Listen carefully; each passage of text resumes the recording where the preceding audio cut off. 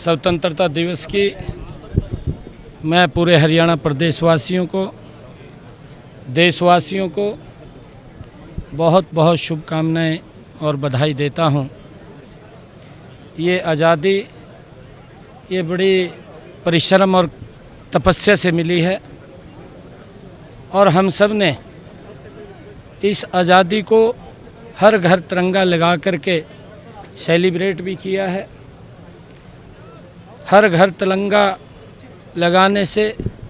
एक देशभक्ति का जज्बा वो हम सब के अंदर वो आता है। मैं पूरे प्रदेशवासियों से ये अपील भी करना चाहूँगा कि ऐसे अवसरों के ऊपर हमें संकल्प लेने की आवश्यकता है, क्योंकि ये स्वतंत्रता का, आज़ादी का वो पर्व है जिसको हम सब मिलकर के मनाते हैं। हमें ऐसे अवसरों के ऊपर ये संकल्प लेना चाहिए कि आदरणीय प्रधानमंत्री नरेंद्र मोदी जी ने जो एक लक्ष्य लिया है, एक संकल्प लिया है कि 2047 तक इस भारत को विकसित राष्ट्र बनाने का हम काम करेंगे। ये पूरे देशवासियों और हरियाणा वासी, मैं पूरे हरियाणा प्रदेशवासियों से ये अपील करूंगा कि जो आदरणीय प्रधानमंत्री जी का संकल्प है कि हमने विकसित राष्ट्र 2047 तक बनाना है, हरियाणा पूर्ण रूप से संकल्प लेकर के हरियाणा का एक एक नागरिक उस विकसित राष्ट्र बनाने में अपनी भूमिका अदा करेगा। ऐसे अवसरों पर हमें ये भी संकल्प लेना चाहिए कि आज जिस प्रकार से लगातार टेम्परेचर बढ़ रहा है, वायु पोल्यूशन हो रहा है, आदरणीय प्रधानमंत्री जी ने इस बात का भी आह्वान किया है, एक पेड़ माँ के नाम। ऐसे अवसरों के ऊपर भी हम सब एक एक पेड़ अवश्य लगाएं, उसकी परवरिश भी करें, ताकि जिस प्रकार से वातावरण ये गर्म हो रहा है, टेम्परेचर बढ़ रहा है, इससे राहत मिले और वातावरण वायु शुद्ध हो, इस और हम स्वस्थ रहें, इसका भी संकल्प हमने आज लेना चाहिए। हमने इस स्वतंत्रता दिवस के ऊपर ये भी संकल्प लेना चाहिए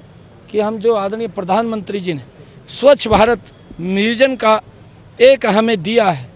उस विजन को आगे बढ़ाते हुए स्वच्छता के प्रति हम अवेयर हों और स्वच्छता को हम और गति से आगे बढ़ाने का काम करें, ताकि स्वच्छ होंगे तो बीमारियां भी दूर होंगी, बीमारियां दूर होंगी तो हम स्वस्थ रहेंगे, और जब हम स्वस्थ होंगे तो हम में और नई ऊर्जा आएगी, और नई ऊर्जा के साथ जब हम काम करेंगे तो ये भारत ये विकसित राष्ट्र बनेगा। मैं इस अवसर के ऊपर सभी को, हरियाणा प्रदेशवासियों को, देशवासियों को 78वें स्वतंत्रता दिवस की बहुत बहुत बधाई और शुभकामनाएं देता हूँ।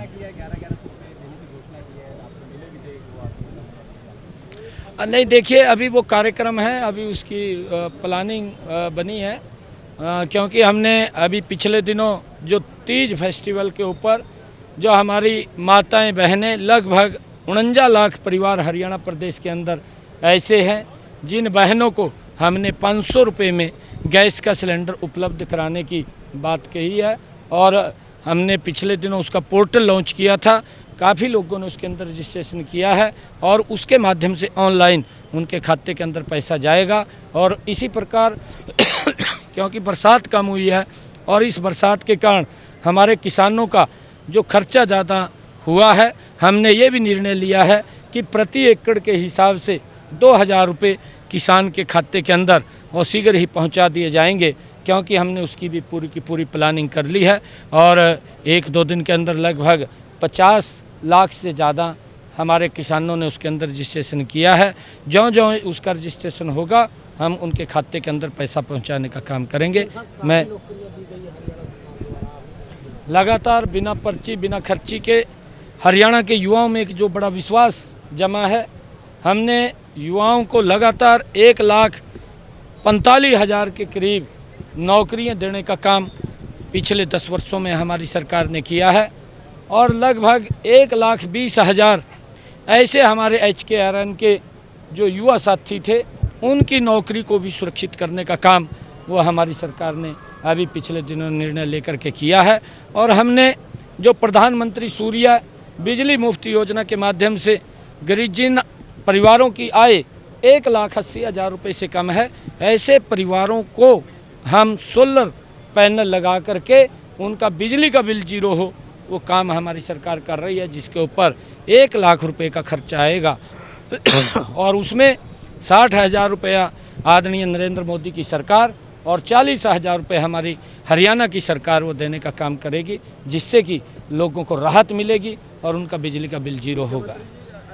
बातचीत हो रही है और हम धीरे धीरे करके एक एक समस्या का समाधान कर रहे हैं।